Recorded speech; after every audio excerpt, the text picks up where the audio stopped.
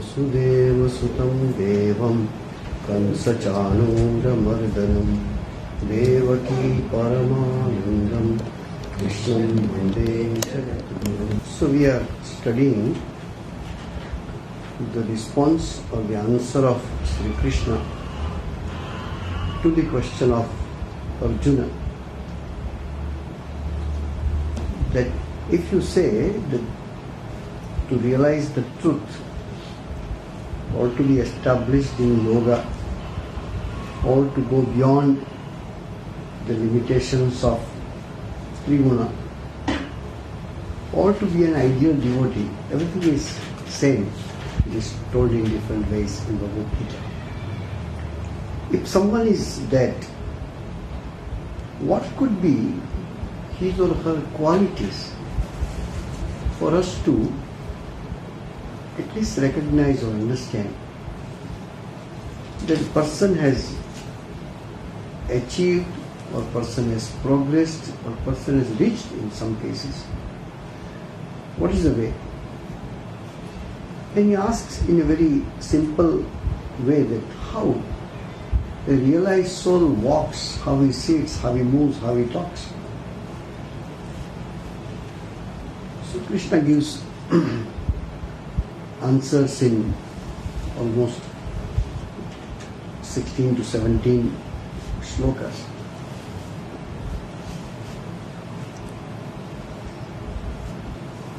It is very strange that if people do not read scriptures, then your idea about spiritual life will be very casual or will be very normal in terms of our day-to-day living. For example, live about the qualities of this great person who could have realized, but in normal sense of the term also, for any religious or spiritual life, there is no word temple in Bhagavad Gita. There is no word statue or picture in Bhagavad Gita. When religion comes, and the question of religion comes, as Swami Vivekananda puts it, when the tiger or the lion roars in the forest, I don't know how much you know about it, but there are some animals like cows or deers, they simply fall and die. If they hear the roar nearby, they just 90 degrees fall and die. Most of them run away. This running away, Swamiji gives this example, as the lion's roar makes the deers run away. In the same way, the name of religion, our common sense runs away. All of you are sitting and here I am telling you, there is a country where cows give black milk. How many of you like it? And why not? Because it is against your common sense. So when religion comes, you do not need to put your common sense aside. Most of the act, most of the practices which we do in the name of religion, we never ask the question why. We just follow it. Why do we follow?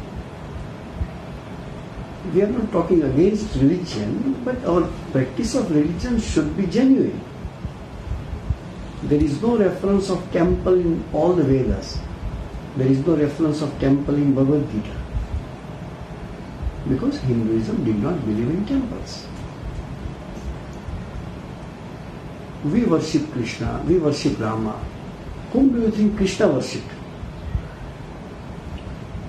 Nobody. In general, the Puranic or the scriptures which are earlier, there is a Brahma, Vishnu, Shiva. So you will find, and it's very interesting, if you read the Vaishnava books, they say Vishnu is the greatest devotee of Shiva. If you read the Shaivites books, they say Shiva is the greatest devotee of Vishnu.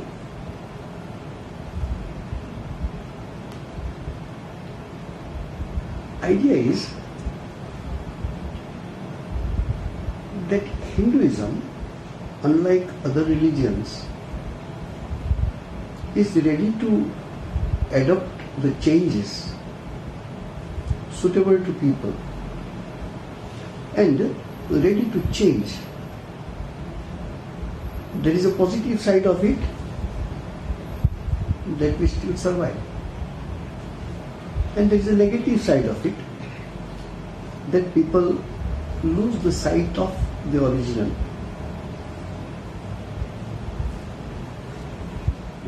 To talk about something recent, someone has made a movie on Ramayana with a twist, a little modernized, or you say all kind of different kinds of software and all these things they use. And a lot of debate, a lot of controversies. Hanuman cannot speak like this and Ravana cannot do that, all kind of. I heard one or two. I have neither watched the movie or its trailer, but when you compare, then only question comes that the director or the actor has done correct or incorrect job. Do we doubt Tulsidasa's Ramcharitmanas? We don't. Why we don't? Because this is 350, 400 years old. Compare it with Valmiki Ramayana. Most of the people have not read Valmiki Ramayana. Few people have read.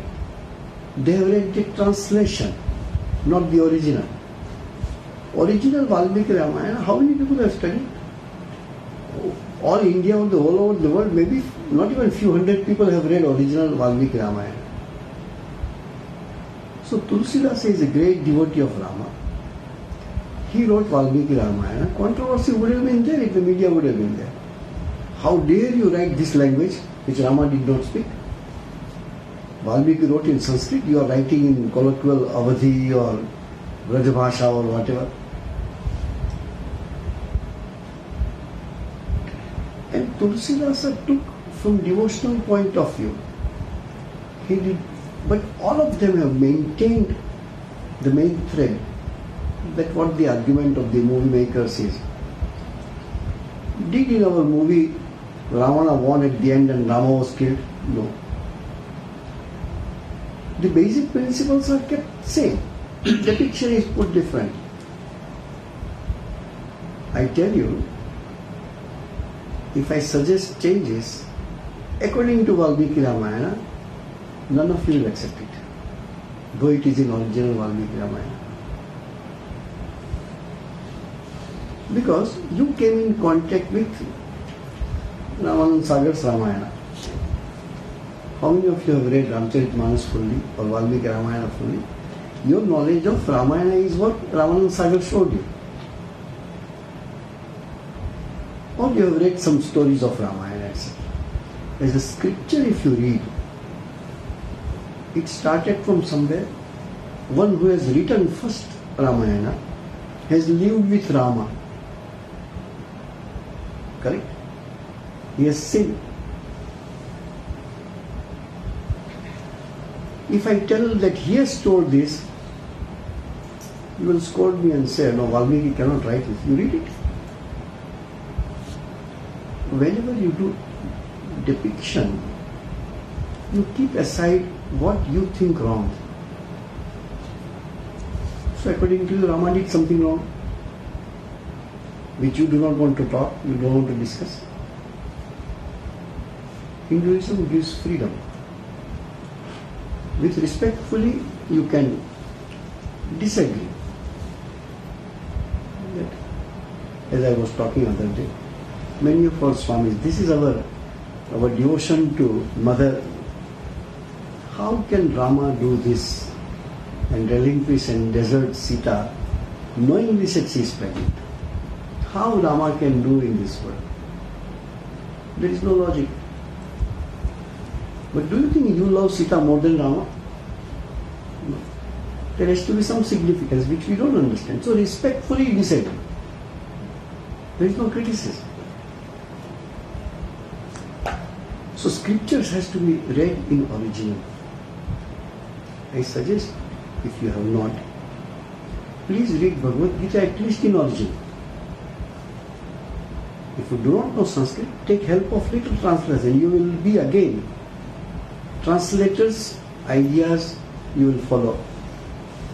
You should read the original Sanskrit and understand. We have at least 100 translations of Bhagavad Gita available in English.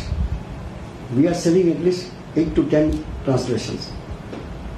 Spellings or other words will be different, translations will be little different.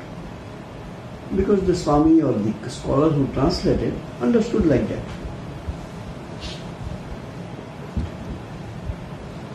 If you are Vaishnava, you are practicing some basic practices of Vaishnavism. You put some marks on your forehead, you take vegetarian food, Krishna or Rama is your chosen deity. So you read accordingly. Original could be something very different. So does it mean that Valmiki should have written what is correct according to you and me? He wrote what he saw. You like, you don't. You like, you accept. You don't like, you don't accept. But very comfortably, most of the recent translators, except one or two, that one or two,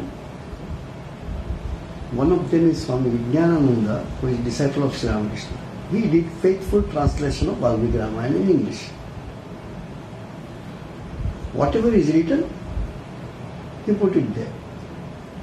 But how many people know even that Swami Vijnanananda translated Valmiki Ramayana? What most of the people know is the Gita Press book or Ramayana written by Rajgopalachari or written by, what is this scholarly lady's name? No, from Tamil Nadu. She has written a big books on Ramayana and Mahabharata. Anyway, so you read those books. You have not read the original. So they, all the writers comfortably take what they, oh no, I cannot write like this, people will not like. Does it matter if people like or not? Should I translate Bhagavad Gita what you like to hear? No. You should read what Krishna told. But no, we put our brain there. So, go to the original, read always original. If necessary, take a faithful translation. And faithfulness will come not only by scholars, but those who are seekers, those who are spiritual seekers. There are some monks who have done that job. One of the famous and most accepted in scholarly field is translation by Swami Gambhirananda, our order Swami. He has translated the Bhagavad Gita. He will not deviate even little, as it is. What Krishna told and what Shankaracharya told, he just translated in English. As I was talking one day, just 10 seconds only. There are so many references of Rama taking meat. No recent Ramayana depiction or writers ever wants to mention that. Because people will not like, oh no, Hinduism will be blamed. Are you protector of Hinduism or Rama is the protector of Hinduism? A time should come when you should be able to accept it. You take, don't take is not a thing. It is only Swami Vijnanananda who has translated every word where it came mamsam, he translated it flesh or meat. remaining everybody puts as a fruit pulp. No, fruit pulp cannot be barbecued, no. But 99% people have accepted fruit pulp. Can any of us think that Rama is taking non-veg food? Because that information was not given to him, which is there in original book, not in any of the first Ramayana which was ever written. Not one or two. I am not here to influence your mind. But from a scholarly point of view, how many references you want? Not one or two. It is in 50s and 100s. No, that was normal food for him. We are not in favor of this or that. We are talking about what is written in the book. And you have to understand one thing from history. Every scripture can be read in many ways, but cannot avoid the interpretation. Think of a person 3,000 years before. Most of the culture people didn't even know how to wear clothes. At that time, this incarnation of God is exemplified an ideal. But it is 3,000 years old statements.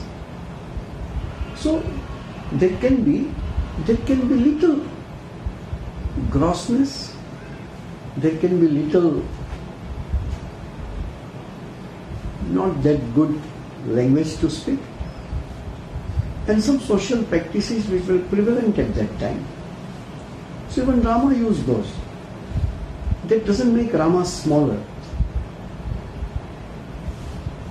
In case of Sri Ramakrishna used to speak many slangs because he was from the village.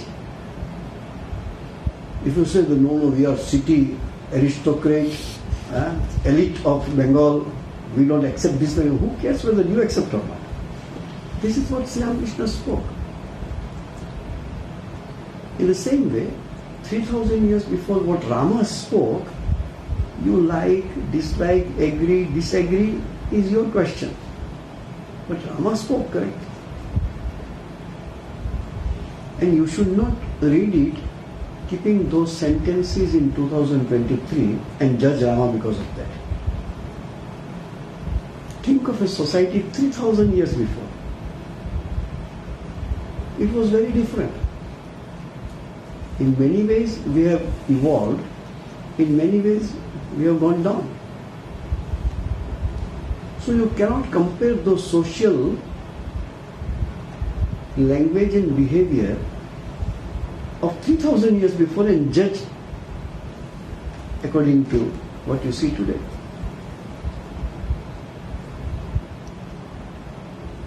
There was a big controversy. Fortunately, it did not become. It is in public, but not many people want to read this, so it doesn't come.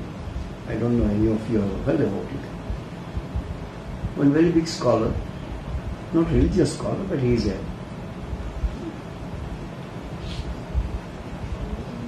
high scholarly in secular way. He gave a reference to one shloka of Valmiki Ramayana, and people started trolling him on social media. So he said, I don't say that. In Valmiki Ramayana it is written. Okay, bring your camera close to it. See this shloka. He proved it. None of us will agree with this example.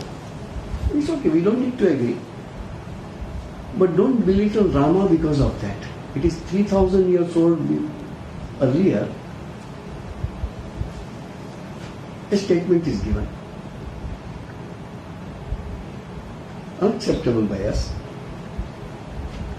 Someone asked Rama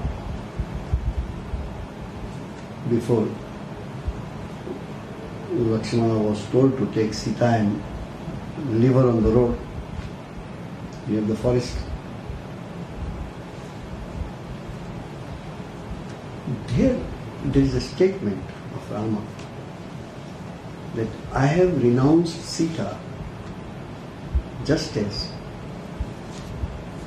a person throws away the food touched or licked by a dog.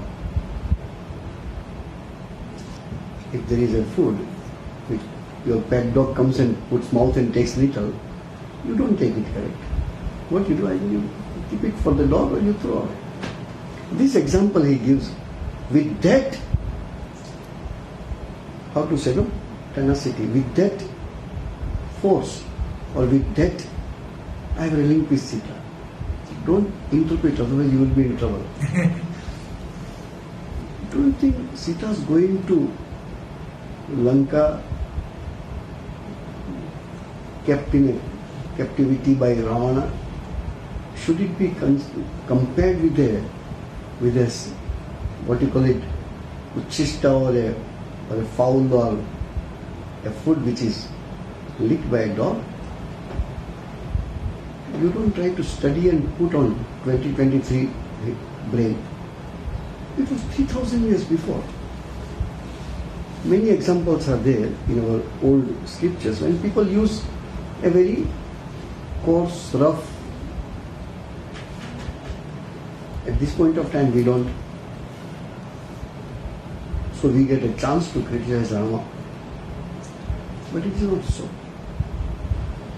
You criticize the happening which was 3,500 years before. How Yudhishthira and 5 Pandavas can tolerate and agree the decision of Yudhishthira to put Draupadi into this game and lose her. What kind of this and this and all that? You think we are better than them? So idea is not that. Idea is read the scripture in original first, as far as possible, and also keep the context in mind that this is written 3,000 years before. If you want to take something good, appreciative way, people see from criticism point of view. How I came to know about Rama taking meat. I also have not read fully Ramayana translated by Swami Samachittananda. There are some critics. There are some critics who say, okay, I will find fault with your scriptures. And that website only, I will not tell you that website only writes about all kind of wrong practices depicted in Hindu scriptures.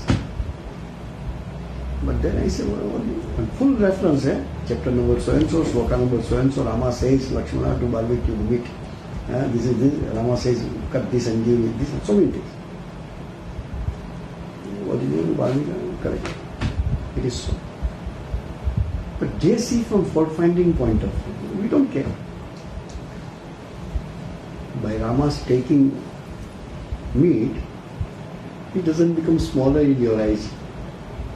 If it becomes smaller, you improve your eyes, not Rama. So idea is this. Swami Vivekananda also said that go to the original. Bhagavad Gita is still easy to read. How many people study the Upanishads? Easier way is to read some lectures, some translations. So at least one, I suggest, at least one Upanishad. Not all Upanishad, just one Upanishad. Take anyone. That Upanishad could be a bit easier. If you say, no, I want smaller one, no time. Go for Isavasya Upanishad, only 18 to 19 shlokas. But one Upanishad you should read. Not only read the Sanskrit shlokas, which you can read in 10 minutes because there are only 19 shlokas, but take the help of commentary by Shankaracharya. Then you cannot read Sanskrit again. So you see how many steps you come down before you even take up the book. You say, I do not know the Sanskrit. I can't read even Shankara's Bhashya. Then you take the translation. Even translation is beyond your... You can't process it because you don't have the basic background study of that. So again you hear the lectures and again the commentaries or explanation by some people. Whichever way, Bhagavad Gita, one Upanishad. one Upanishad.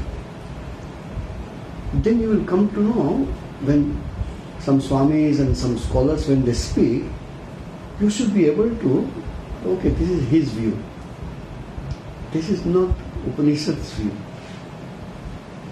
That much we should be able to understand. If today I say something, is it product of my brain or it is in Bhagavad Gita? If this you cannot discriminate, then you will say, no, Swamiji told Bhagavad Gita, it is written like that. No. That's why we try to speak as faithfully as possible. This is what's written. I understand like this. This we have to properly say. So, there are 3 places at least in Bhagavad Gita when there is a description of that ideal realized soul. One is the qualities of a devotee. Go to chapter number 9 or chapter number 12.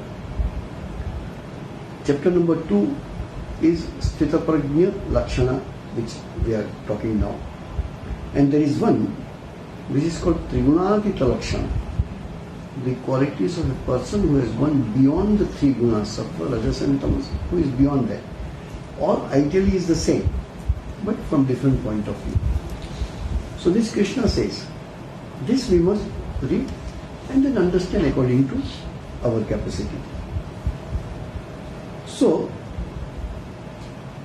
he told, what is this person's attitude and how he differs from our attitude.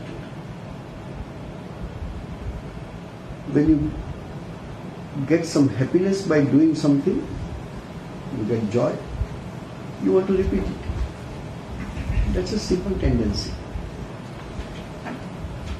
You don't get spiritual joy, so you can't multiply it. But you have a material joy, so you multiply it. It takes you down, not takes you up.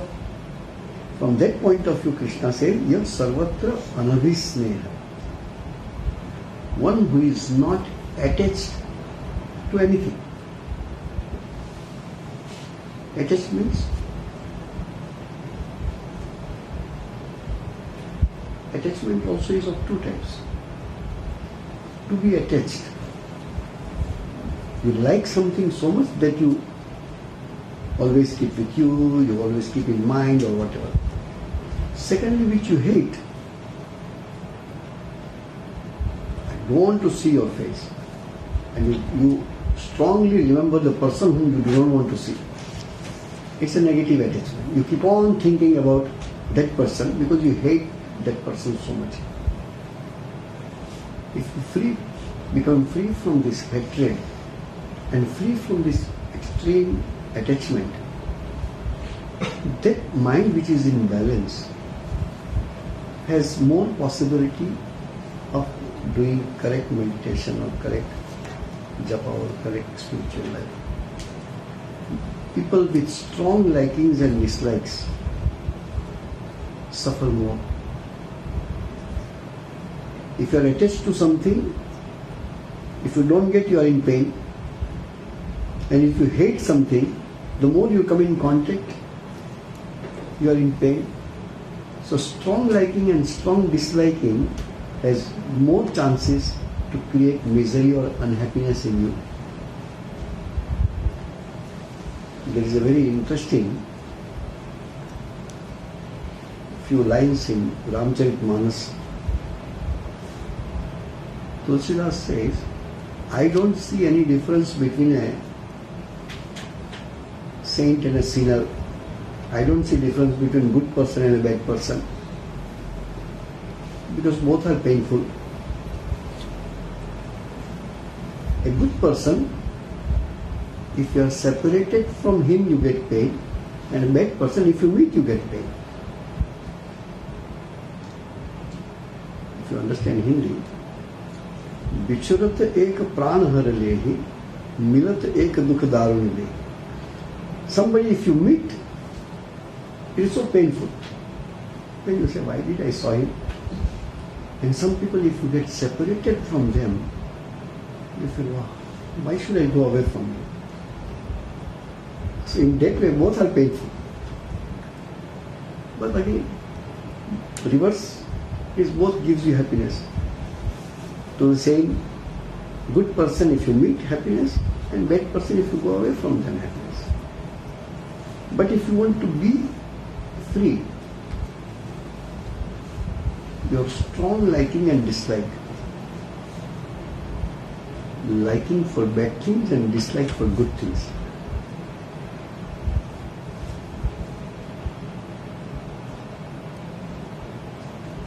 will make your life painful.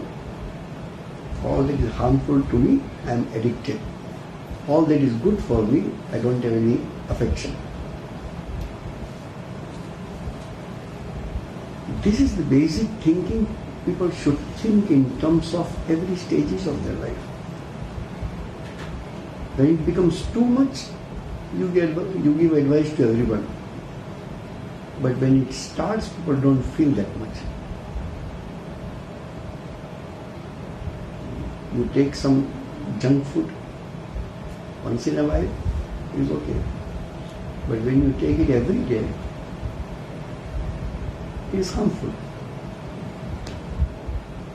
But when you tell it, when person is already addicted to it. So when you start itself, you have to say, you will enjoy it, but don't take it so regularly. So idea is this, yah sarvatra anabhisneha.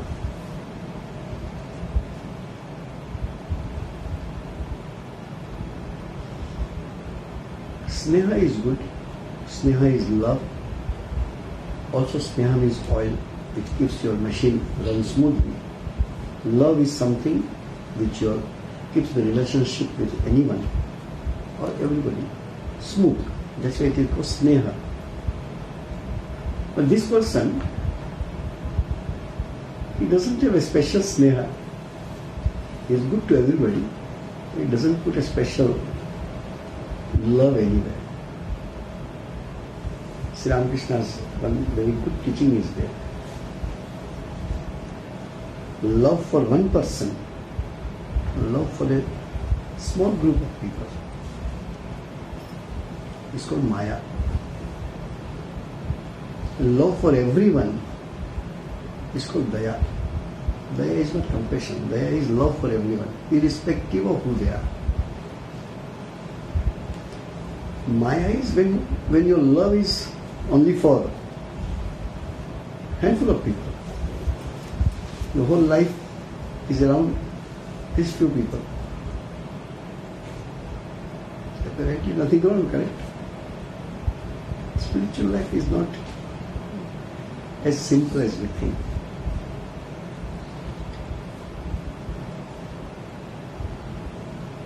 If it is love, in that too there could be detachment. Actually, love is never attached. Love is not attachment. Sometimes we must cogitate and find the difference between love and attachment. You will find extreme examples. Sorry to give that example. Extreme examples are there. The boy loved the girl so much, when she didn't want to marry or didn't want to come to him, he killed her. There are some incidents. How love can do this? It was not love, it was attachment. So we must understand the difference between love and attachment. Love is very sacred. Love is when you think the happiness and comfort and all good about your beloved first, then even yourself. Then only it is love. Remaining only the attachment. If he or she or anything even, it is a source of happiness, source of bliss, source of comfort, source of happiness, that's why you love. That is not love, that is attachment. And that is very selfish. So far as you are giving happiness to me, I love it. As soon as you cannot do that, your love evaporates.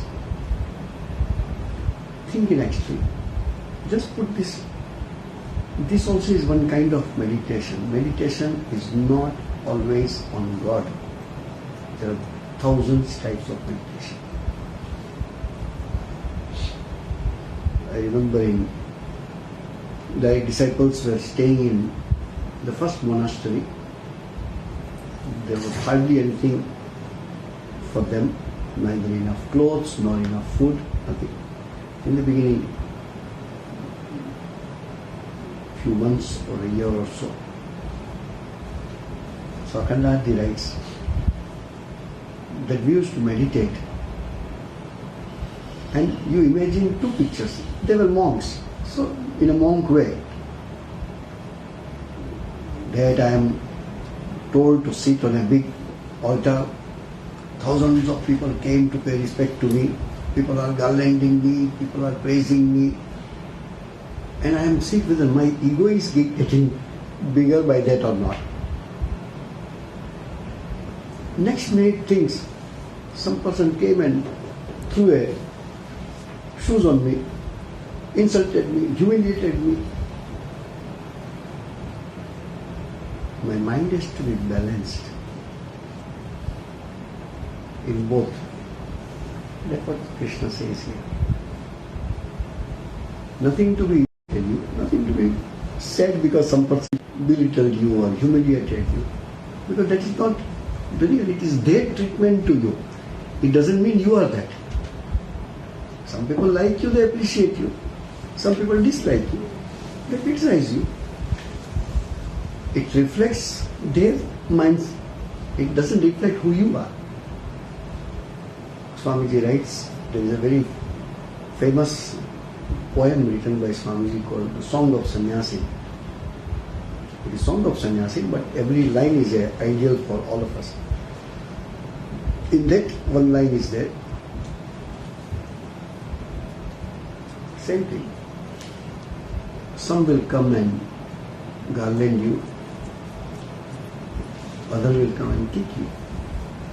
You don't lose balance of your mind, neither by appreciation nor by insult.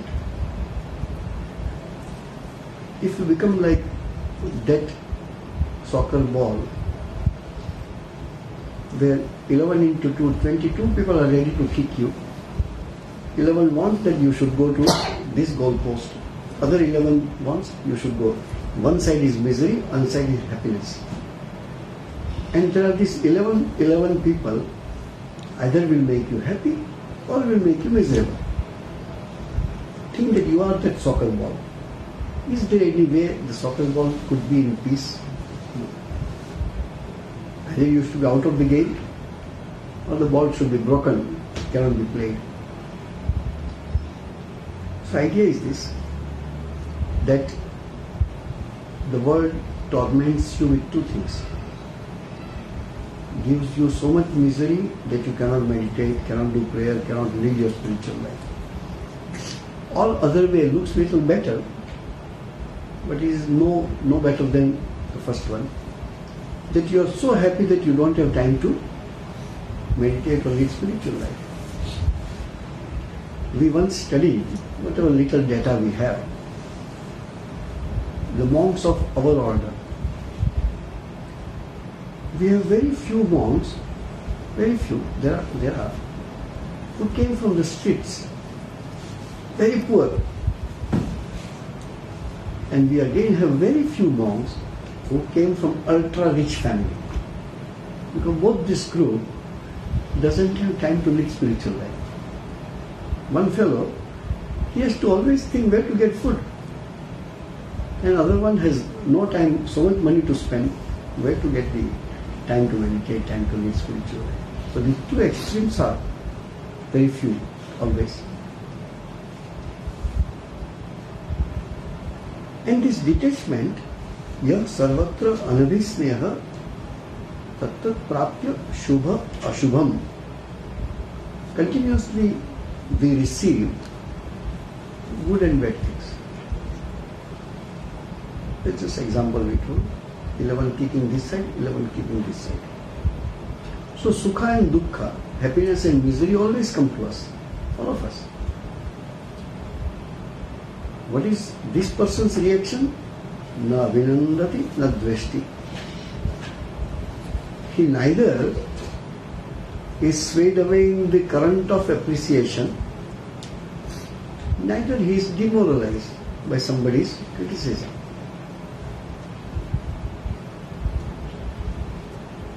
Neither appreciating nor reacting with dislike and displeasure, but remains in poise, remains in balance. And this is possible only, there is a beautiful example everywhere given in Hindu scriptures, is the turtle or the tortoise, kachap, kachua, whatever you say. When he is in trouble, he can take all his limbs inside. You break the turtle into pieces, but he will not open the mouth. The turtle can die with very simple act. You make turtle upside down. That fellow cannot survive long. Because he doesn't have mechanism to bring the four legs on the ground unless somebody helps. And secondly, there's so little food, so he brings out his neck, quite long neck, and they kill him. Otherwise it is not possible to kill. Every animal has, God has provided a kind of shield. In human being, what is the shield? Intellect. We are developed relatively. Hopefully we develop, we don't know. Because we are human beings, we say ourselves developed. But one ant is able to make your life miserable. Somebody very nicely, in a WhatsApp university, you get all these messages. If you think that you are too small to be important in this world, stay one night with one small mosquito. It will not allow you to sleep. It is too small, but has big capacity. We have this, an ant, so small, elephant is so big. If the ant somehow goes inside the ears of an elephant, it can make the elephant mad. So there is nobody small and big because capacities are different. Capacities are very wider. So that example Krishna gives, Yada sangharate cha ayam kurma angani iva sarvasha. All sides, 6, 4 legs, head and tail. Everything will go inside. This is an example only of how to withdraw yourself. It is not, example is the turtle is withdrawing its senses. You are not supposed to withdraw yourself. You cannot withdraw. You don't have any senses which you can withdraw. We have to withdraw our mind from the sense objects. Senses from the sense objects. Where do you withdraw? Those who have diabetes, they know. Sweet comes in front of you. What you do? Thank you. You don't take. Why you don't take? You withdraw yourself. If you cannot withdraw frustration, that also Sri Krishna will say in Bhagavad Gita somewhere. Strong desire to eat. But there is so much limitations that I cannot eat. This concept of heaven and hell is this. What is the hell? Desire have not died. The body doesn't have capacity to enjoy, but desires are full. I want to eat, cannot eat. And that help in every respect. This is an example. You have so much desire to do something, have something, but neither your body permits, nor your situation permits, nor your social status permit. Many controls are there in the society. Just because you want, you cannot do it. So what is the way out? The way out is to do introspection and be free from those desires. Until you are free, you cannot remove the sense objects. Can I pass an order? Because I have diabetes, no sweet should enter Ramakrishna Mission. I can't do that. I have to control myself. Okay, I take it. I don't take much. Sense objects, senses, and there is a mind. Then there is the intellect. The intellect will control the mind to control the senses. Just like a charioteer is there, driver of a chariot. Then there is a reins which are tied with the nose of the horses or the buffaloes or whatever. And then the sense objects. So there is a horse, there is rein, and then there is a driver, charioteer. Charioteer controls the reins. The reins will control the senses of the animal. Why? If the animal wants to go here and there, the horse cannot go straight. How many of you have seen the horse carriage? Here you don't have any. Singapore you have? I don't think so. In India we have varieties of. There is one thing if you observe, all the horses are put something here. The poor horse is not able to see anything. Just see only this much straight. And he will keep on running. So, this controlling the horse from going here and there, you require the rein, the mind. But mind is to be controlled by the charioteer.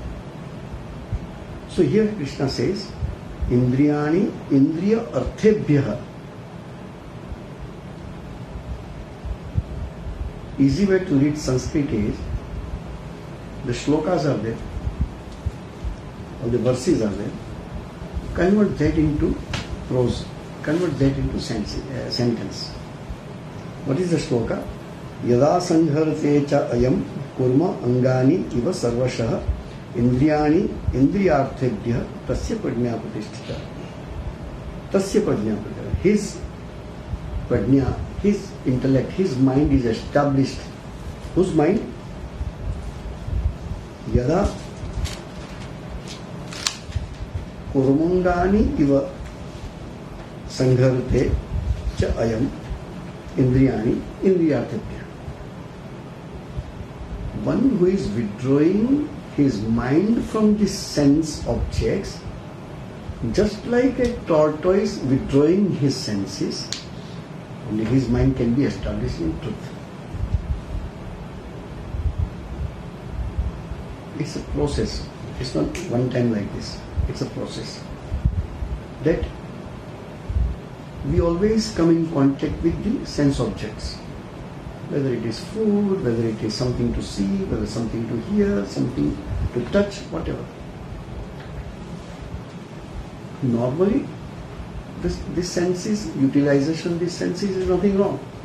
When you go out of the way, all touch are not the same.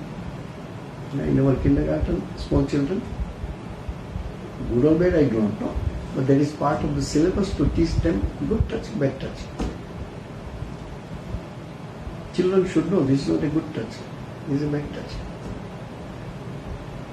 What is big deal about touch? You touch everything.